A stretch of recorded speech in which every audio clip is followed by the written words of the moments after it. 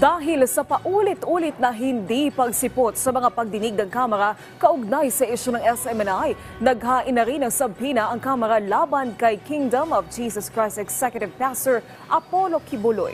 Base sa inilabas na sabina, pinahaharap si Kibuloy sa susunod na pagdinig ng House Committee on Legislative Franchises sa darating na March 12 alauna ng hapon.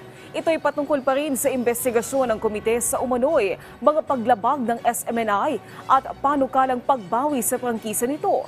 Matatandaang sa huling pagdinig ng komite ay nagmosyon si Surigao del Sur Representative Johnny Pimentel para ipasabina ang pastor dahil sa makailang ulit na itong hindi sumisipot sa pagdinig kahit paulit-ulit na itong iniimbitahan.